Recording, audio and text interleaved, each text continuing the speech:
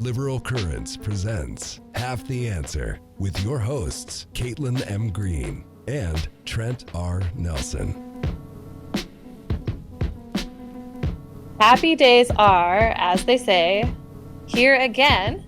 And here we are at Half the Answer, where knowing the question is half the answer. The phrase that I never say the same way twice. Which is just a perfect, I think, summation of how well I understand it. Thanks, Trent. I am Caitlin Green. I'm a linguist. I'm a writer. I'm an editor at Liberal Currents. I'm a singer. Come see me at music festivals all across this great state of ours, which is Oregon. Sometimes Washington. Sometimes I'll go across that river. You never know. And with me is Trent Nelson, who is also an editor at Liberal Currents, who is a historian, a philosopher, a guy in some really moody lighting right now. Yeah, looking like it might not be exactly the time that it normally is. No, when we do these. No, it's a little different time, but well, it's okay. It's always good to have questions at any time of the day. And Caitlin, well, don't blame me, okay, for not knowing. Blame Socrates for not knowing, because that's the whole deal. Maybe even Plato. Well, Caitlin, we had some real good discussion for today's program. And you didn't see fit to include me. It was just a little boys club over there. It was a little fellas get together, but everybody missed you, of course. Sometimes scheduling is not our strong suit. When I say our, I mean.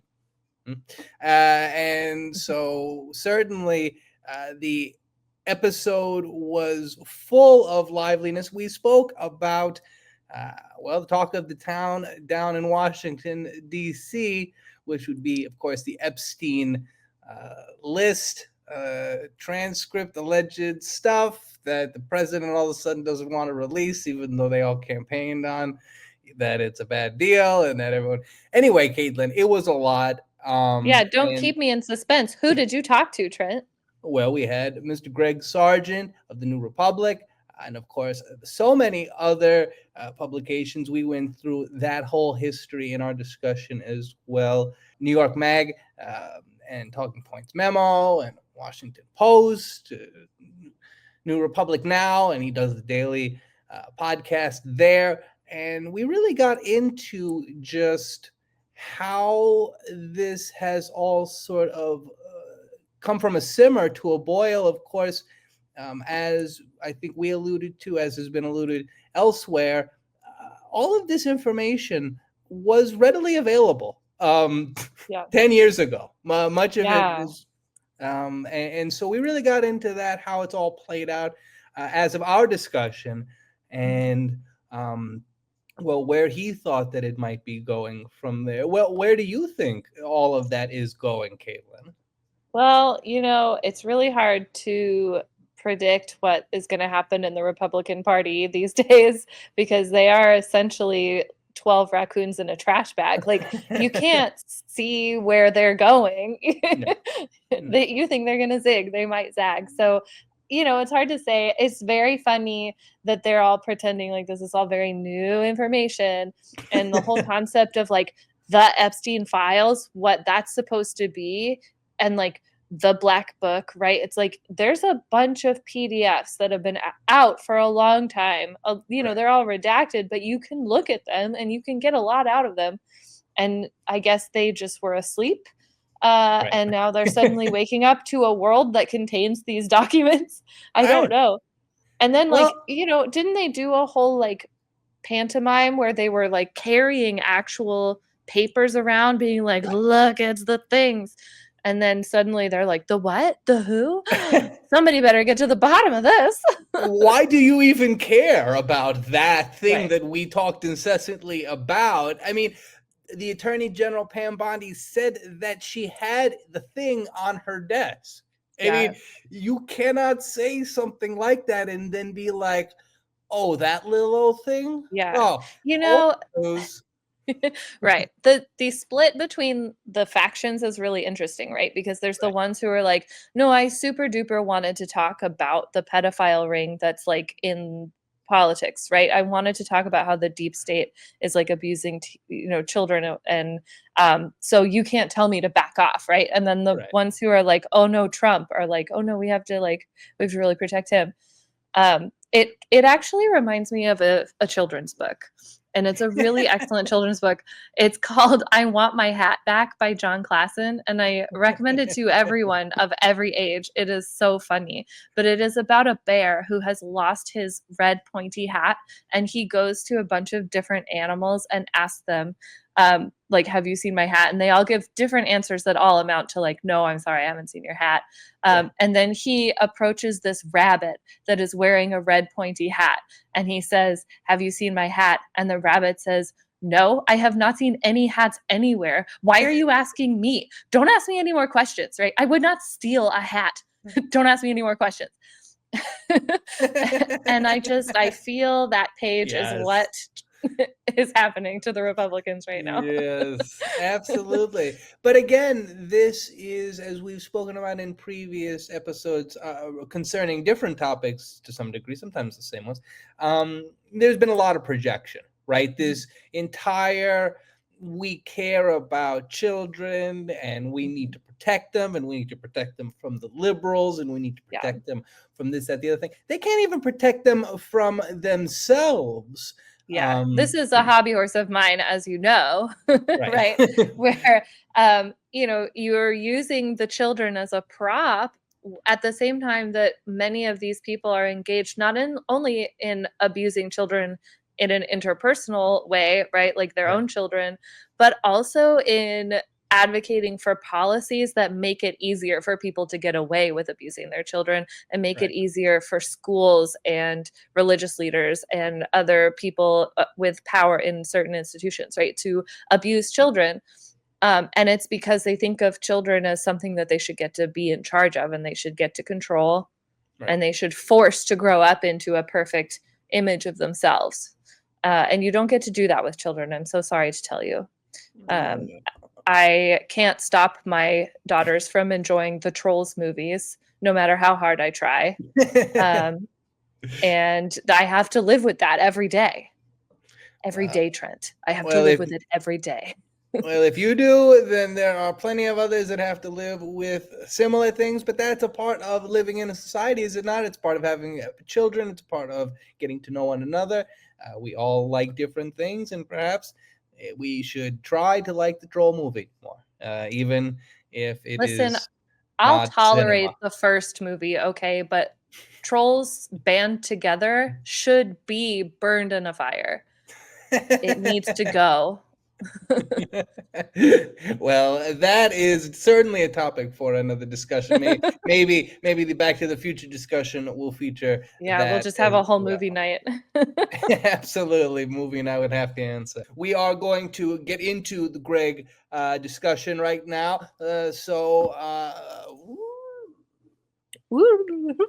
Well, life happens, and when life happens, we have to make lemonade out of those lemons that we get. So usually Caitlin would be asking, well, Trent, who did you bring with you today? And the answer is, I brought somebody pretty cool. His name is Greg Sargent. You probably remember him from the Washington Post or the New Republic if you are a avid reader. He does a lot there. He is a staff writer. He also has a daily podcast. He talks and covers a lot of what's going on currently, all the time. But currently now we are dealing with the 47th president. Not sure if you are familiar with him. He's doing lots of stuff. And luckily we have somebody like Greg who follows all of the minutiae each and every day. Good morning, sir. How are you today? How are you? Thanks for having me on. Oh, absolutely, sir. It's absolutely our pleasure, and we are grateful to be sure. Now, sir, my rundown, I'm sure, was inadequate. Would you give us your own bio before we get into all of the machinations surrounding the 47th president? Of course, there are thousands of things we could get to, but lots of people are talking about the Epstein issue, and we will probably get to that as well. So, sir, who is Greg Sargent? I was born in New York City, raised in New York City, lived there for many years. I worked at the New York Observer for some time back in the late 90s and early 2000s, then went to New York Magazine, wrote a column there. And after that, I got more and more interested in the blogosphere. So I got a job at Talking Points Memo, of all places, which was in those old days really the cutting edge, the vanguard of the blogosphere. That was in 2006 or so to 2008. Then the Washington Post company called. The machinations are too boring to go into, but I eventually ended up at the Washington Post opinion section as one of their bloggers hired with Jen Rubin. And that was an experiment for the Washington Post in those days to hire bloggers. And I hope we acquitted ourselves pretty well. And I was there for around 15 years under the terrific leadership of Fred Hyatt, who very sadly passed away. And after that, New Republic to record the daily podcast, host the daily podcast, and write. So that's the story. Yes, we think you did acquit yourselves quite well, to be sure. Absolutely. So, sir, well, we talk a lot about a fellow who's not acquitting himself wonderfully, and that is the current president. Let us get into, since, again, we'd love to have you back on multiple times. Right now, we're getting so much Epstein. It's coming from, of course, the people who are saying, why aren't we getting all this information? But also from the Republicans who are saying, what information? What information? There's no information. There never has been any information. Whoever's been telling you conspiracy theories, you should stop listening to them. Turns out it is them. What can you tell us about how the whole kerfuffle continues to evolve? I'm sure most of our listeners are aware of it, but if Sir wants to give a quick addendum, more than welcome to. Well, I'd love to give a little shameless plug to the piece we just posted a little while ago, because it gets right into all this stuff. Senator Ron Wyden of Oregon, the ranking Democrat on the Finance Committee, just released this new letter in which he lays out lines of inquiry for Attorney General Pam Bondi to follow the money. In fact, if she were interested in getting to the bottom of the Epstein mess. Now, this is fascinating because Wyden's staff actually sat in an in-camera, meaning a private meeting, and viewed huge amounts of documents that are on file with the Treasury Department. These are suspicious activity reports filed by banks who are obliged to flag suspicious-looking transactions. They did flag a lot of transactions involving Epstein, much of it, according to Wyden, concerning some of the sex trafficking stuff. And so there's a whole money trail here that could be looked at if law enforcement wants to. And I think that may be the next turn in this story. What happened with Epstein and all his financial connections throughout those years? Who was paying him? Who was he paying? I think that stuff will start to come out. And that, at the crux of the situation, is really what much of the kerfuffle is about. This sort of idea that remains consistent in us, that there is something more to this, that we don't have the entire story. Of course, we have certain sides and groups and constituents that believe this is all very, even more nefarious than what we know he did. And so, well, how, sir, is this all interplaying with the current 47th president and his administration? Because, again, this is a man who has previously noted that he could pull a weapon in the middle of New York City and not lose any support. And yet it seems as though there is wilting support, despite what we see in Congress as it concerns literally sending everyone home to avoid this. But he's not getting out unscathed. What can you tell us about that? So the critical background to this is that MAGA spent many years demanding the release of the Epstein files and spreading all kinds of conspiracy theories about what's in them. Now, they did that at a time when they were absolutely convinced that those files would reveal perfidy and pedophilia by elite Democrats and liberals. So that was their motive. They weren't necessarily all about getting elites, and they weren't necessarily all about transparency for elites, but they were about tying elite Democrats and liberals to a pedophilia ring. Right. I would think maybe in some cases the motives were pure. Well, pure might be a little too much, but the motives on MAGA's part were somewhat mixed. There was genuine curiosity on what Epstein did and who his associates were. But to fast forward, two very prominent members of the Trump administration, Dan Bongino, the deputy director of the FBI, and Kash Patel, the director of the FBI, were MAGA influencers who were among those raising the loudest hue and cry about what was in the Epstein files. And so when the Trump administration took over, the story was supposed to be that now they were in the deep state. They were going to blow the lid off the deep state and show how it had been covering up all this pedophilia and perfidy and wickedness by elite Democrats. And then they took a look at the Epstein files, which is the trove of evidentiary data and videos and all sorts of stuff gathered by prosecutors and law enforcement in the course of investigating Jeffrey Epstein, who was ultimately charged in 2019, committed suicide in jail, we think. They looked at the files and said, oh, nothing there, guys. Sorry, forget about the whole thing. And so that's kind of where we are now. And MAGA lost their shit, to put it technically, about this, because they were expecting that their guys were going to go in and blow the lid off this thing. And so to some degree now, Trump is in trouble with that MAGA base over this. That's where we are right now. Right. And again, thank you for that summation. We were struck how brazen it flipped. It was like, we're going to release this. This is going to blow everything up. And then they almost came back to their constituents and were like, literally, in some cases, you guys are still talking about this? What are you doing? Right. I think that sort of flip, you saw an interview with Alex Jones of InfoWars crying, right? Like on the verge of tears because, I don't know what's going on, if it's the deep state or if we should believe Trump, right? And it is just this hysteria.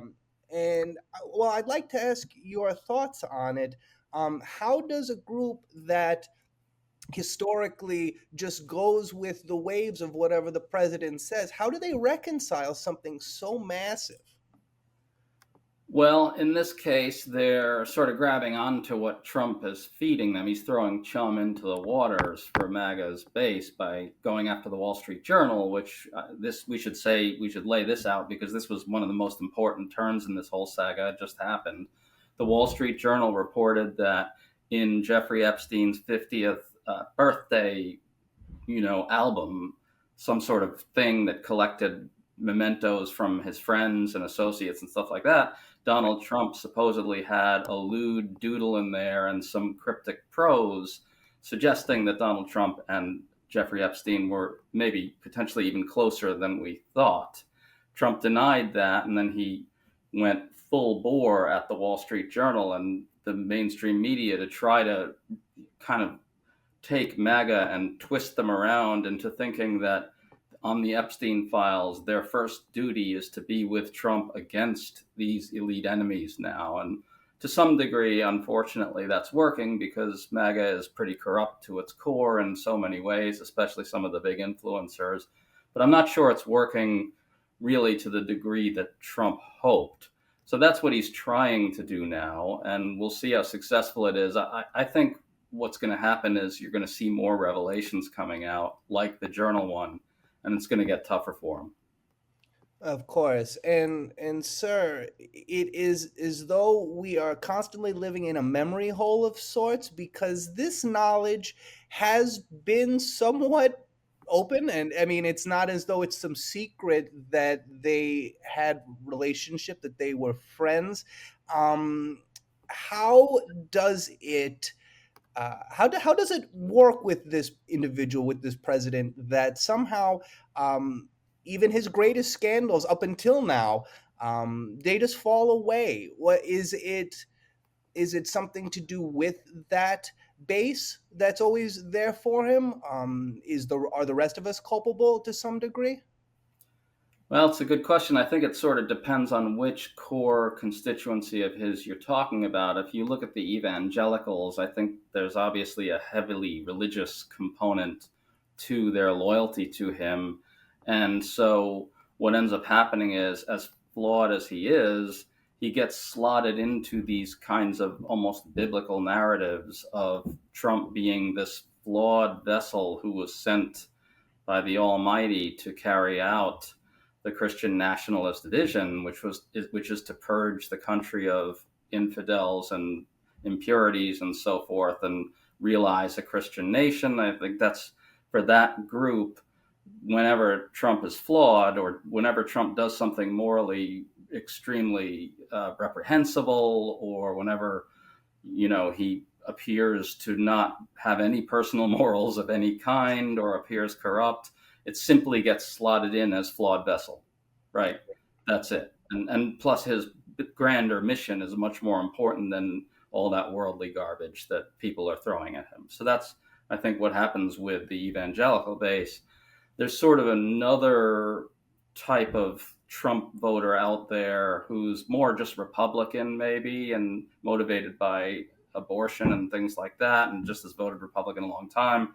Hard to know what's going on with them. I don't think they're really full-on Trumpists, but they are loyal to him because he's the Republican. Then there's maybe a third group of people who aren't necessarily religious, at least not not obsessively, or not. It's not really it's not central to their identities, right. But they are anti-liberal, right? They see liberals as a kind of enemy within that's corrupting the state and corrupting the country. And right. He is in many ways kind of a more explicitly anti-liberal president than other Republicans have. I know some people are going to say, wait, George W. Bush, war on terror, torture. Yes, 100%. But right. Trump is explicitly anti-liberal in his orientations in a way that I think we haven't seen before, at least not in recent decades. And so that's what I think grounds those voters' loyalty to him, is that they just get that he's with them on that there's a liberal enemy that's destroying the country and must be purged. And again, in all three of those potential groups, we have a means to an end. He is a means to an end, and we rationalize it differently each time. But ultimately, we are flawed. And so it is not surprising that individuals would look at a flawed individual and say, oh, I can identify something in that seems human. I too make mistakes, but I too think I'm really cool. So, Yes, I think that's a big part of it. In fact, I think this got a lot of attention on social media, but there were quotes from Trump voters to the effect of, now I can say whatever the hell I want, thank God. And so, when liberals go after Trump for his language, maybe there's a certain type of Trump voter for whom that reinforces their loyalty to him, because they think in some sense they've been wronged by liberal elites. I think the story is bullshit, complete bullshit, but it's a story, and it seems like it has a lot of purchase with a lot of these voters. Absolutely. And I think that we would be remiss not to mention the fact that conservatives have played the long game to such a degree that individuals living within a liberal society will speak of liberals. I mean, of course, these are two different senses of the word, right? And yet they will look at liberals or liberal society, and they will have something negative to think about it, almost opining for Hungary or some mythical FDR pre-New Deal world that was not very much fun. But I think it illustrates how well the conservative media machine has manufactured this sort of notion that liberal in any sense is bad. So much so that we can post about kings now. To think about that. Yeah, and what's interesting about that is that's sort of an example of how more traditional republicanism laid the groundwork for Trumpism, because that was a 50-year project by elite conservatives to, turn the word liberal toxic and turn the liberal media into something that couldn't be trusted no matter what. And Trump benefited from a lot of that groundwork and kind of supercharged it in his own ways. And I think that's a big part of what we're seeing now. Absolutely, and I'm glad you pushed it back to 50 years. I often actually push it back even a little further Yeah. to the credibility gap. Right. Once we start that concept, we start to talk about that concept, which somehow has become lost in this modern world. Right. But the idea that Lyndon Johnson, was not a credible leader insofar as people, civilians, couldn't trust what he was saying. I think that allowed for a sort of cynicism that the Barry Goldwaters and the John Birchers were always pushing for, to sort of creep further in to the mind. And then, of course, you have other instances like Vietnam, which had been going on since the 50s, and Watergate, which creates another layer of, oh, God, these people are just out to bilk me at every turn. They're going to jilt me, and I can't trust them. And now we have a society in which we have an entire political party that actually kind of focuses around the fact that you can't trust government. You can't trust the civilizing force in our world. Really, really hard to understand. Yeah, and this is another example of how all that groundwork being laid allowed Trump to build on it and supercharge it. So if you look at something like Elon Musk's cuts to government and destruction of the liberal state and destruction of foreign aid and American soft power around the world, it seems as I'd be curious to know whether folks think that would have been possible without 50, 60 years of anti-big government from the right. I don't know, but we're certainly, it's really the chickens coming home to roost. Absolutely. And again, I think that that's a really brilliant point, sir. 50, 60 years of this sort of consistent hammering home at what we might call the welfare state, what we might call the international soft power functionality that we had. And it never created in those individuals who bought into it this sort of question of, well, if these things are also bad, why do we do them?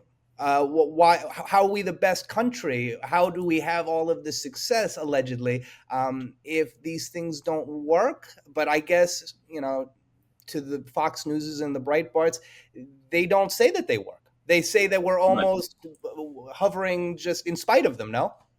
Yeah, the whole one of the primary and deepest convictions of the anti-liberal is that in many ways the liberal project succeeded, and that's the problem, right?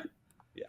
So for them, it's when we say our country's a success, they just don't understand what we mean by that. They don't think liberal, tolerant, secular societies that are prosperous are necessarily a good thing. They want something very different. I think you're right to go back to before the 50s, because a lot of this is very similar. I'm not hardly the first person to point this out, but a lot of this really has 1920s overtones, when the Ku Klux Klan was resurgent, when nativism was resurgent, that sort of thing. It really feels a lot like a recapitulation of that time. I don't think it's an accident that one of the primary thoughts that this new anti-liberal movement has is that the 1965 immigration reforms are where it all went bad. Right? Because those ended the racial quotas on immigration that had been established in pre-war. Right. So you can kind of see how they're sort of yearning for a 1920s universe in many ways. Absolutely, and those are absolutely two brilliant points. When we hear Republicans speak about rhino this, rhino that, we often will laugh. Because, what do you mean a rhino? That's John Boehner, right? What do you mean a rhino? These are conservative people, and yet what we have for a long time misconstrued is that, right, they're actually speaking about pre-New Deal. Republican conservatism. That's what they are thinking about. So all of these people who are like, yeah, a welfare state is actually not so bad, right? Those aren't Republicans, because Republicans, they want an absolute scorched earth, Right. like how it was, and we're just all going to have to, I guess, accept that. Yeah, I think that's important. And when you sort of think about the trajectory of the rhinos over the decades, you can see this playing out pretty neatly. For instance, Eisenhower accepted the New Deal, and I think for a certain constituency on the right, that was an unacceptable betrayal.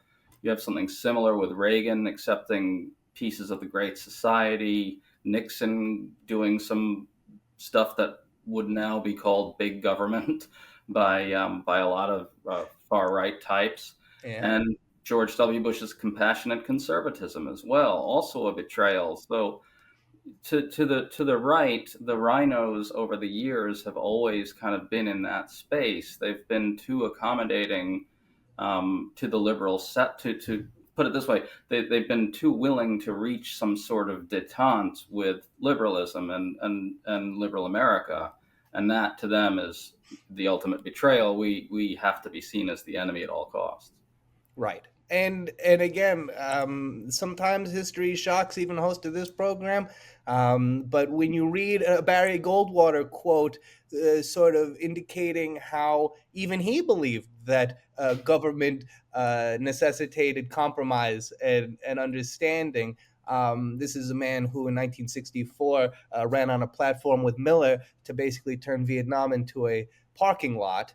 Um, Right. but to hear him say stuff like that, as it concerns this sort of larger group, the Christian right, um, that really shows you the difference that we've come through over the decades, sir. Absolutely, it's a bit of a brutal situation we're in right now, because Donald Trump sort of combines all these tendencies with a kind of level of charisma that I think liberals are not fully acknowledging. This is a guy who, in my view, is maybe the second most talented politician of our lifetimes, behind Barack Obama. It's hard for many liberals to see him that way because he's such a nasty fucker, and he's just so obviously immoral in so many ways, and Right. he's just so corrupt. But in his parts of the country, he lights the place up in a way that Barack Obama did in liberal America. And I think we could probably all try to spend a little more time figuring out why that is. I don't buy the traditional explanations, which are usually something like it's always blamed back on liberals in some ways. You know the type of pundit I'm talking about. But look, liberalism has certainly failed in all sorts of key ways. It hasn't come close to achieving the egalitarianism that one would hope for. But I don't see those failings as to blame for the rise of Trumpism and so forth. I have trouble seeing it. No, I understand and empathize with that point. I think that I do know that type of pundit. Some of them exist within my own family. Ah, Um, yeah. I think that oftentimes I always seem to fall back on education, and to me, there might have been too much state right innovation with the Department of Education, which seems crazy now with Donald Trump in power. But what I mean to say is that unless we create a circumstance where folks in Mississippi and folks in Alabama can get a closer to the highest level of education, Nevada, state where I lived, which is near the bottom of education in the country, unless we can get these states further up into what we would consider competitive education, well, I don't. I think we're going to keep running into problems like this because we're easier to be fooled when we do not understand the greater context of which we're a part of. And that's what education helps to do. It helps to center us and say, well, wait a minute, we're a part of this, but we're not the whole part of this, right? We have to play our part, but we have to play our part in the same way that so many little cogs play their part inside of a watch, right? If we're not all spinning together, we're not going to get the job done. And right now it's like we have many different states paddling in many different directions in one canoe. And how do you reconcile that, sir? We're still trying to work it out. And I think that, as you noted, we could spend more time trying to be honest and truthful with what we're seeing. And it's not good. But sir, we know that we've got to let you go sooner rather than later, and this breaks our heart. But we'd also like to ask. We'd like to get back to how we began for a moment, if you have the time. Sure. What are Democrats to do now? You said that Senator Wyman and his staff had seen some documents, had given some recommendations to Attorney General Bondi. We do not suspect that those will be taken up. But how does this keep going? You said earlier that you think that this would sort of be the thread to pull on. What do we find when we keep on pulling? Well, a deep irony to this whole thing is that Democrats are becoming the party of transparency in this whole saga, which is really kind of funny. MAGA went in there essentially saying it was liberals and Democrats covering up elite wickedness, right? Right. And now all of a sudden it's Democrats who want to know what's in the Epstein files. And so I would milk that for all it's worth and model an approach to this that could actually be transparent. So you often hear it joked on Twitter and so forth when a Democrat sends a letter, they say, oh, another strongly worded letter, right? But these letters actually, I think, are a form of trolling. But trolling has a place, and trolling is constructive if it actually shines light on questions that are being unanswered, or lets the public know that there's information underneath it all that's not being unearthed, that's not getting sunlight. And so I think keep it in the news. Keep saying over and over that the bottom line is that Trump and the Republican Party are now in on a massive elite cover-up. And keep saying that the reason for this very well may be that there's more in the Epstein files involving Trump than we know. Now, do I know that that's the case? No, I can't be sure. But he's certainly acting as if it's the case, and it certainly can't be dismissed that he's in there. And I don't know how incriminating the information about him would be, but there's just plausible reason to believe at this point that there's more involving him in there than we know. Absolutely. And, you mentioned strongly worded letters, and as we both have written strongly worded letter once or twice in our lives, the value of that is probably better than, I don't know, say, going out into a news conference and being like, these are all distractions that you shouldn't be paying attention to, right? That was not key political theater. That was not how you get everyone going. And that whole Democratic approach to try to label everything distractions is just so puzzling. It basically says, we don't think this is important, to people who do think that it's important. And you see that on immigration as well, right? So, So I think there was a time when Hakeem Jeffries went out and denounced I think it was Alligator Alcatraz, which is the huge new detention camp that Florida has opened up in the Everglades. He denounced it as a stunt, and it's like, well, it's not a stunt.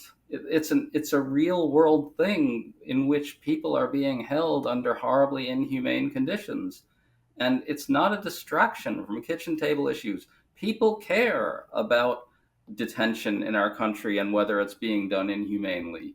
The American people don't want to think of themselves as having torture gulags across the country for grandmothers and carpenters and day laborers.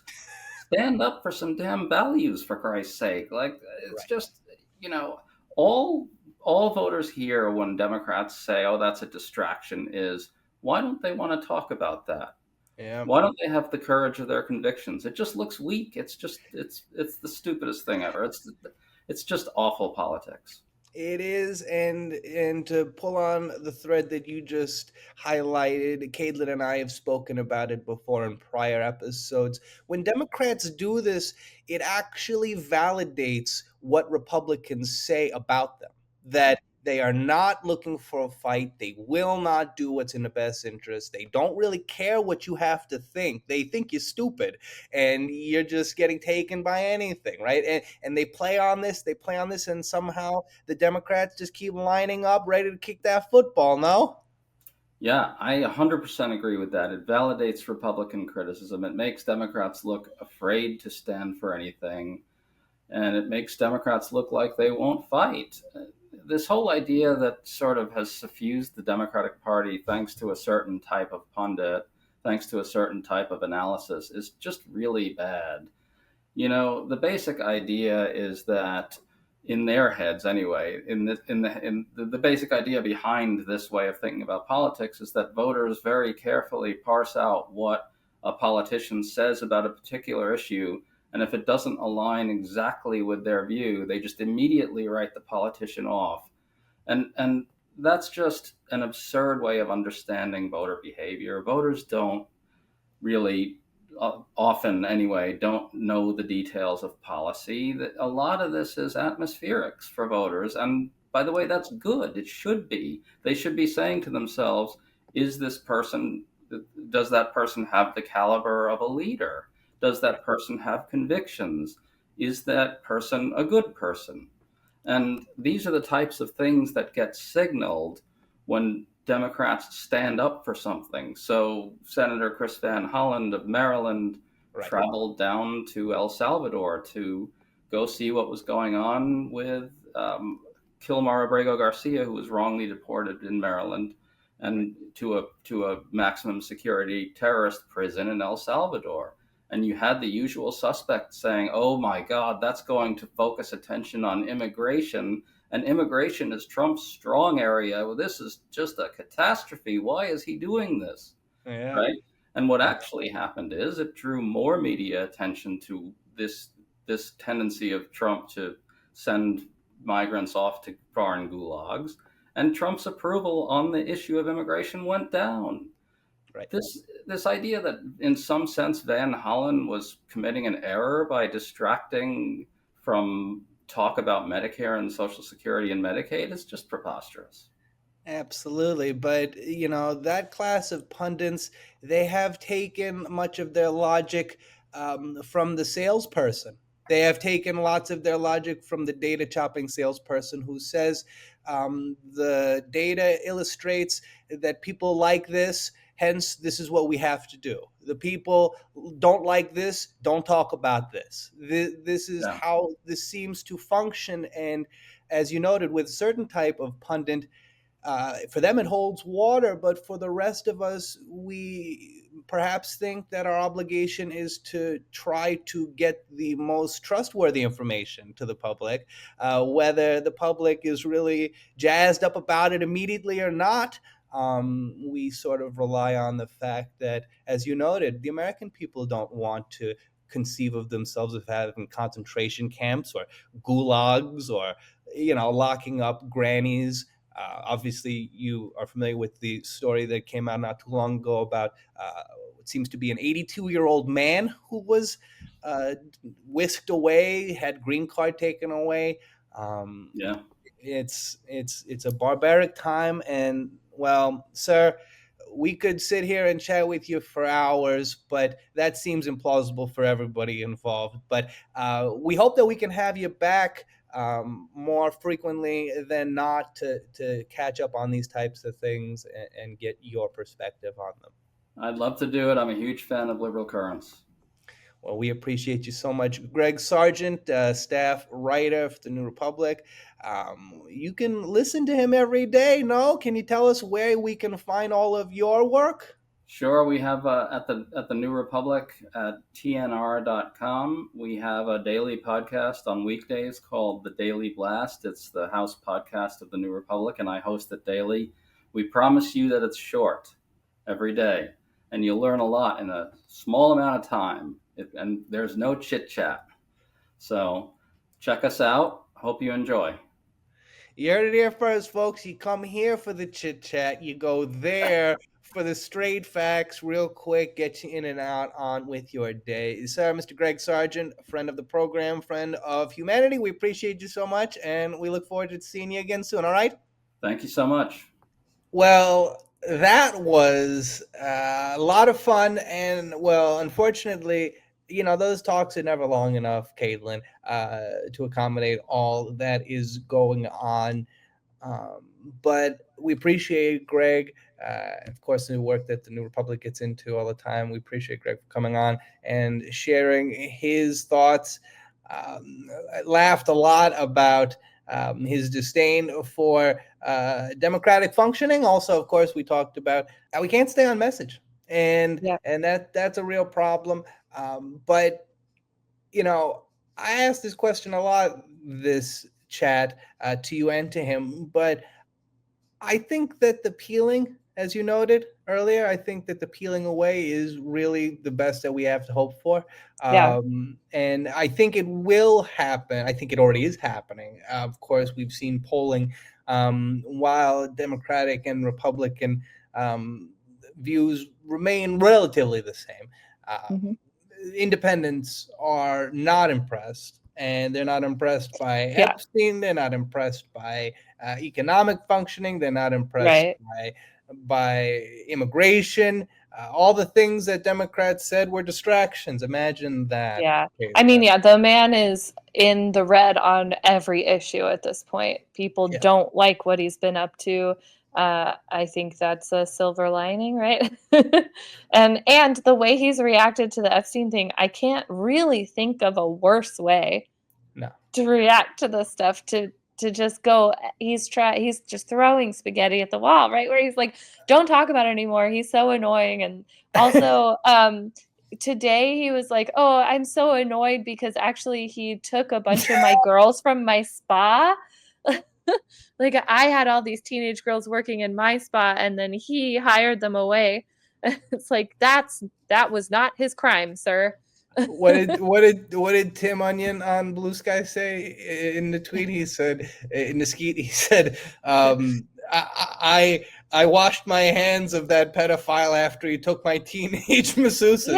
Right? Like, oh, okay, great. And no, he didn't, by the way. They were still friends after that. But sure. But again, like, as you noted, you wouldn't lie effectively in this manner. Like, you don't say like, oh man, like, yeah, he was into some weird stuff, but like, I don't remember any of that anymore, even though you obviously did remember much of it for a very long time.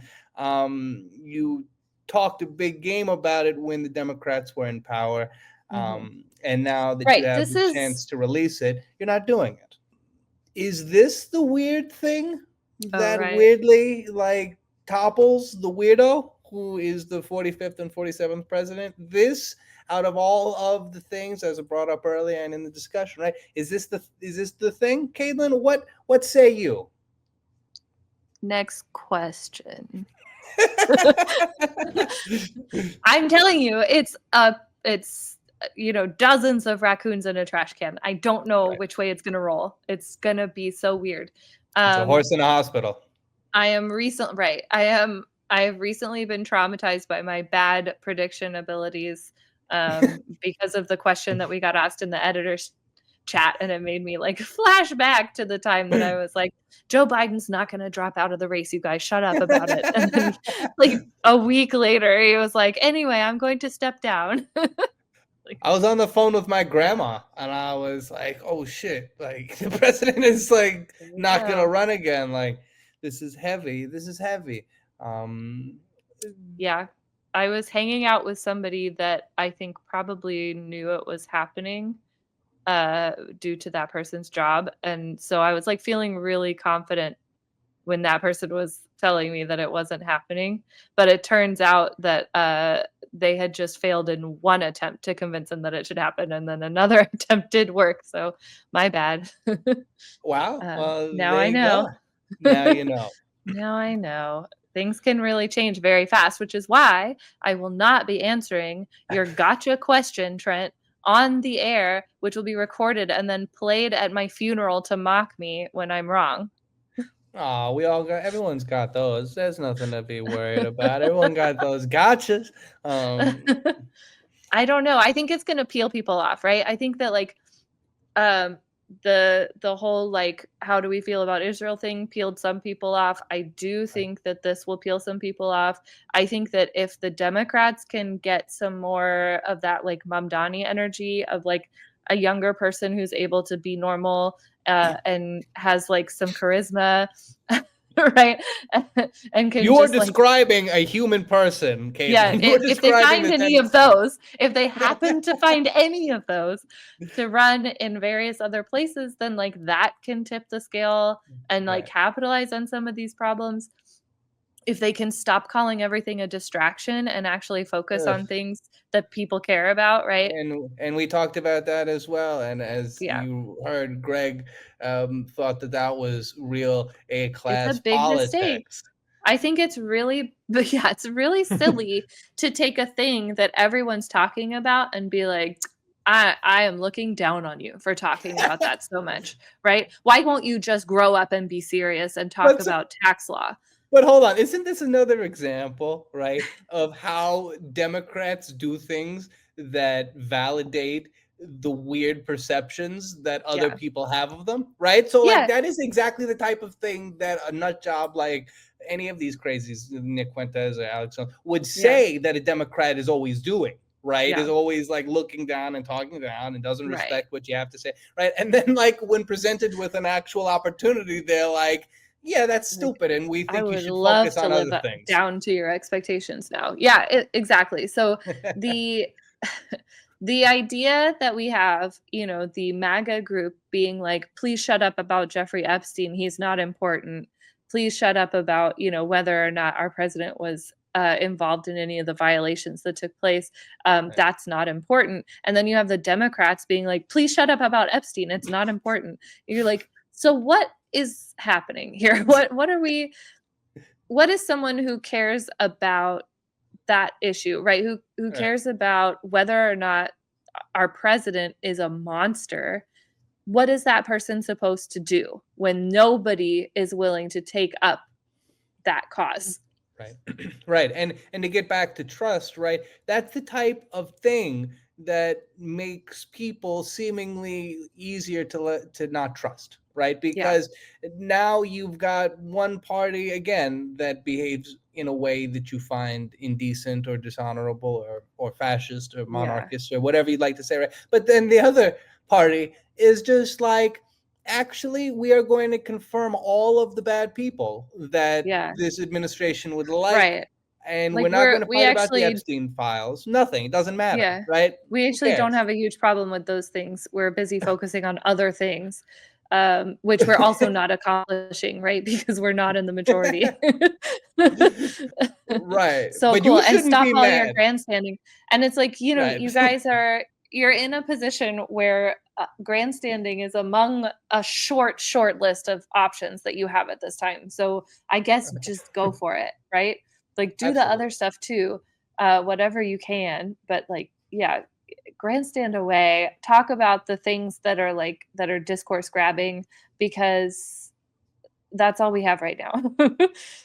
Right, absolutely. I mean, Joe Biden like kissed a baby or whatever, and Yeah. like the Republicans ran with that he was like a child sniffer for years and Right? years and years, right? Like, and Democrats Yeah. cannot stay Just get a on little discipline, message. right? Yeah, Cannot stay on message. Stay on message. This get a guy couple has like phrases. all you Here's have to what I would do. love. Caitlin, all you have to do is Yeah. hear that weird letter that he wrote to Epstein Oh, read to you. yeah.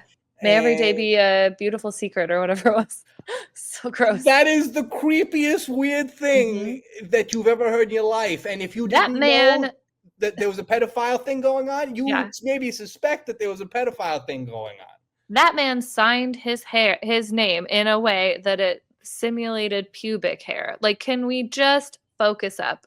Right? Like, that's you can get a few people on TV reminding everyone of that every day and we will get somewhere. But also, okay, there are more serious things going on, right? Sure. Things that are impacting people right now. So like 1000%. the USAID defunding, taking money away from programs that feed and house and clothe people and educate people and serve them their medication, all of that. So why not have every Democrat remember a number, a daily count of like how many people did Trump kill as of today, right? Yeah. Wouldn't that be so flashy and useful? And you can just have people being like, today the count is up to X number of people that have died because of Trump, right? Like, come on, let's do something. Do something interesting. Could be anything. It would just take a bit of creativity. But hire me. I'm available.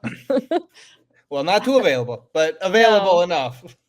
I'll send you some real snappy text messages every once in a while for She's got a whole website full of the lovely things people have said. You can read the them. reviews are in. That's right. Oh, it's a good one. It's a good one.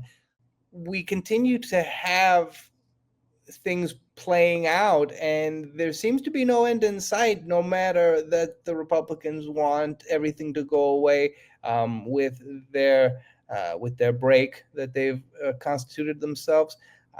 But again, it doesn't seem as though, with the way that the president answers questions, talking about how Jeffrey Epstein stole girls from him. It doesn't seem like it's going away, because to some degree stepping on rakes. he can't stop talking about it, so it won't go away. Absolutely. Right. And that is worst case scenario for the government. Well, he has what you call the gift of gab, and it's possible that like the monkey paw has curled a little bit on this one because he can't shut up about it. Right. It's all fun and games until we need the guy to stop talking. Yeah. Right. Like, please don't free associate anymore. Oh my God. Don't think of any more things to say. Right. And again, like, Trump is really, as like an orator, he's more of a jazz musician, right? Like, he gets up there and like, yeah, he knows what he's supposed to say, right? But like, you just really got to know what you're supposed to say. What does he call it? The weave? He weaves. Oh, he's a weaver. From thing to thing. It was a thing that like Stephen Colbert used to do back on his other show, where he'd have a word, right? And he would like start on the word, and then he'd go all over the place, and then he'd end up back at the original word. And that was like a parody of what Trump does. And then Trump came out and was like, no, this is a technique. I'm very proud of it. It's called the weave. And we all just had to be like, you're a genius. But you know what? If it works, right? Yeah, absolutely. And it tends to work. And again, this is why with this Epstein discussion at this point in time, in which, there's still a lot of questions, it does really feel as though it's a case of gone to the well too many times. It's, these people don't care. These people don't care. But as you noted, we've hit an issue that for some reason is more resounding than like Medicare is being taken away, or that like people are getting sent away to prison camps. It's like, no, man, like, did this guy go on the pedo plane with Epstein? I want to see more outrage about the camps. I want to see more outrage about Medicaid, right? I do. But if what we're getting is a lot of attention and a lot of, movement on this issue, then it's not a bad thing to take that and run with it. No. And to that point, I mean, a close friend of mine mentioned, when I brought that up to him in discussion, he said it's like Capone going down on tax evasion, right? You got to take it how you can get it. If that's all that'll stick, then you got to make it stick. And it is bad what he did. It has to have been bad, because what is he doing? He's flailing like someone who did something real bad. Right. Like somebody who's like in whatever documentation they have. Because again, and we can focus on that real quick before we head out, Caitlin. A coherent liar would come up with some like smooth lie that would